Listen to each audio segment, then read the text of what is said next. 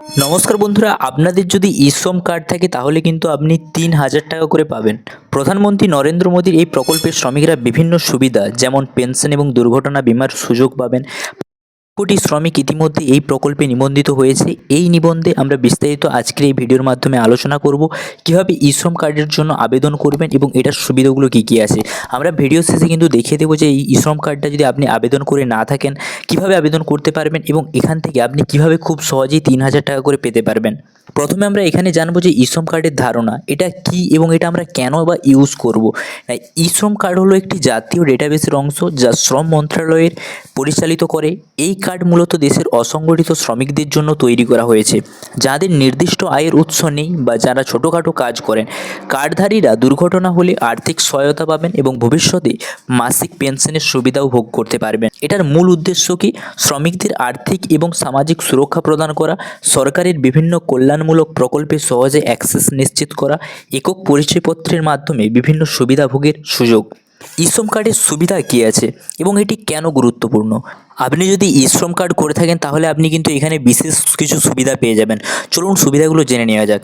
Pension সুবিধা, অর্থাৎ ৬০ বছর বয়সে ই-শ্রম কার্ডধারীরা কিন্তু ৩,০০০ টাকা করে পেনশন পাবেন। অর্থাৎ এই কার্ডটা যদি আপনার করা থাকে তাহলে কিন্তু আপনার যখন ৬০ বছর বয়স হয়ে যাবে তখন কিন্তু প্রতি মাসে ৩,০০০ টাকা করে পাবেন।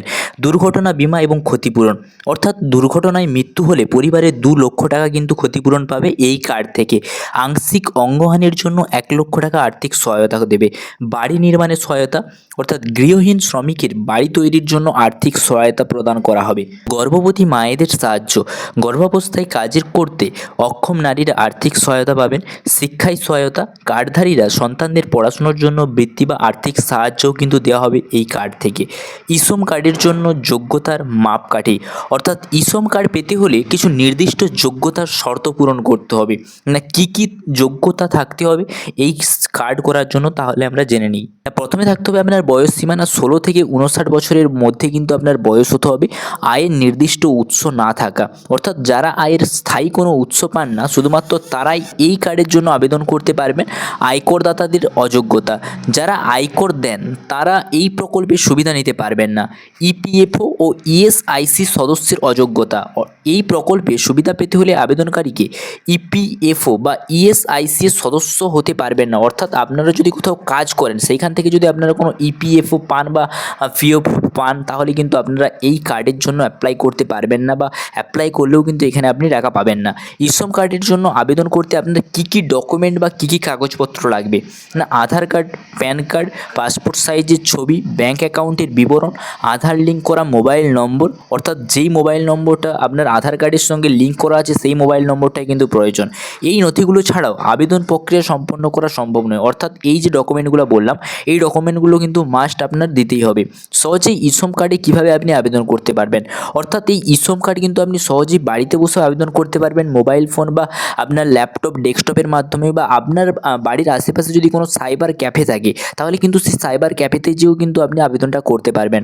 তো এখানে যদি আপনি বাড়িতে বসে মোবাইলের মাধ্যমে আবেদন করতে চান তো কীভাবে করবেন আমি সিম্পল তার প্রসেসটা স্টেপ বাই স্টেপ বলে দিচ্ছি, আপনারা ফলো করে কিন্তু করে নিতে পারেন। এইখানে রেজিস্ট্রেশন, প্রথমে এটার সাইডে আসতে হবে। আমি আপনাদের করে দেবো, এখন আপনাকে স্টেপটা বলে দিই তারপরে আমি কিন্তু করিয়ে দেখিয়ে দেবো প্র্যাকটিক্যালি। প্রথমে আপনাকে ওয়েবসাইটে যেতে হবে। ওয়েবসাইটের লিঙ্কটা কিন্তু আমার সরাসরি ডেসক্রিপশানে পেয়ে যাবেন। সেই ডেসক্রিপশানে সরাসরি যাওয়ার পরে লিঙ্কে ক্লিক করে আপনারা সেই ওয়েবসাইটে ভিজিট করবেন। প্রথমে ই-শ্রম কার্ডের অফিসিয়াল ওয়েবসাইটটা খুলে যাবে। তারপরে আপনার এই নতুন নিবন্ধন অর্থাৎ নিউ রেজিস্ট্রেশন যে অপশানটা থাকবে সেই অপশানটাতে আপনাকে ক্লিক করতে হবে। তারপর registration on your e labour নির্বাচন করতে হবে, অর্থাৎ registration on your e labour অপশানটাতে ক্লিক করতে হবে। তারপরে আপনার মোবাইল নম্বর ও ওটিপি যাচাই করা, আধার কার্ডের সাথে লিঙ্ক করা মোবাইল নম্বরটা আপনাকে দিতে হবে এবং সেই মোবাইল নম্বরে একটা কিন্তু ওটিপি আসবে, সেই ওটিপিটা কিন্তু সেখানে বসাতে হবে। ব্যক্তিগত এবং ব্যাংকের বিবরণ দিতে হবে। সমস্ত তথ্য সঠিকভাবে পূরণ করে আবেদন জমা করতে হবে। অবস্থার স্থিতি পরীক্ষা করুন, অর্থাৎ আবেদন জমা দেওয়ার পর এর স্থিতি নিয়মিত চেক করুন। অর্থাৎ আবেদনটা যদি এখন আপনারা পূরণ করে দেওয়ার পর আপনারা ভালোভাবে চেক করবেন যে আপনাদের ডকুমেন্টগুলো সব ঠিকঠাক আছে কি না। সো চলুন আপনারা কিন্তু এটার অফিসিয়াল ওয়েবসাইটে প্রথমে ভিজিট করি।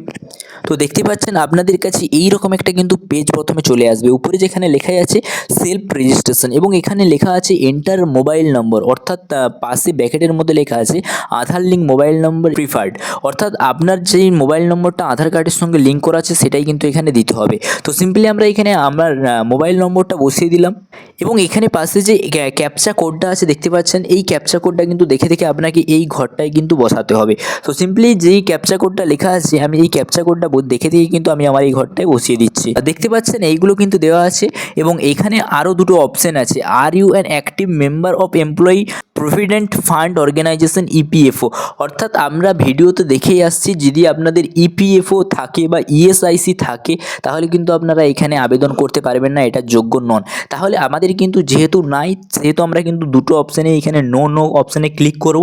নো অপশানে ক্লিক করার পরে নিচের দিকে যে সেন্ড ওটিপি অপশানটা আছে এই সেন্ড ওটিপি অপশানটাতে ক্লিক করে দেবো। সেন্ড ওটিপি অপশানটাতে ক্লিক করে দেওয়ার পরেই কিন্তু আপনার মোবাইলে যেই আধার কার্ডের সঙ্গে যেই মোবাইল নম্বরটা লিঙ্ক রয়েছে সেই নম্বরে কিন্তু আপনার ওটিপিটা চলে আসবে। উপরের দিকে দেখতে পাচ্ছেন আমার কিন্তু ওটিপিটা চলে এসছে। এই ওটিপিটাতে ক্লিক করে কিন্তু আমি এই ওটিপির ঘরে কিন্তু বসিয়ে দেবো। বসিয়ে দেওয়ার পরে আবার আপনাকে কিন্তু একটা ক্যাপচা কোড এখানে ফিল আপ করতে হবে।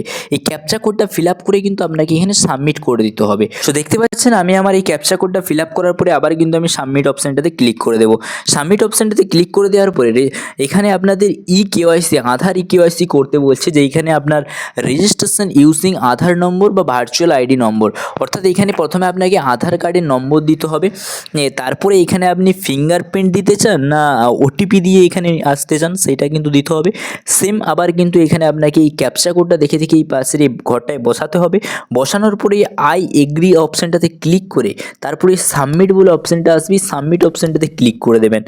সো দেখতেই পাচ্ছেন আমি কিন্তু এগুলো সব পূরণ করে দিয়েছি। পূরণ করে দেওয়ার পরে এখানে সাবমিট অপশানটা কিন্তু গ্রিন হয়ে গেছে এবং এই সাবমিট অপশানটাতে ক্লিক করার পরে এখানে আপনাদের কি লেখা হচ্ছে, this Aadhaar is already registration on eShram portal to update profile or download UAN card, অর্থাৎ আমাদের কিন্তু এই নম্বরটা দিয়ে কিন্তু অলরেডি আমরা এই আধার কার্ডের নম্বর দিয়ে এইখানে ইশ্রম কার্ডে রেজিস্ট্রেশন করে নিয়েছি, তার জন্য কিন্তু এখানে রেজিস্ট্রেশন হচ্ছে না, আমাদের কিন্তু এখানে ইউএনএ কার্ডটা ডাউনলোড করতে বলছে। আমি যদি আপনাদের যদি এইখানে কারো করা থাকে তাহলে কিন্তু আপনাদের আর করার দরকার নেই, যদি না করা থাকে আপনারা কিন্তু এইখানে যেরকম প্রসেসটা বললাম সিম্পলি এরকম করে কিন্তু আপনারা রেজিস্ট্রেশন করে নিতে পারেন। সো আমি যদি এখানে ক্লিক হেয়ার অপশানে ক্লিক করি তাহলে কিন্তু আমাকে এখানে আবার কিন্তু মোবাইল নম্বর এবং ক্যাপচা কোডটা এখানে দিতে বলছে। সো ফ্রেন্ডস দেখতে পাচ্ছেন আপনারা যে এইখানে কিন্তু আমি আমার মোবাইল নম্বর এবং ক্যাপচা কোডটা দিয়ে দিয়েছি। দেওয়ার পরে এখানে সেন্ড ওটিপিতে ক্লিক করলে কিন্তু আমার মোবাইলে একটা ওটিপি আসবে।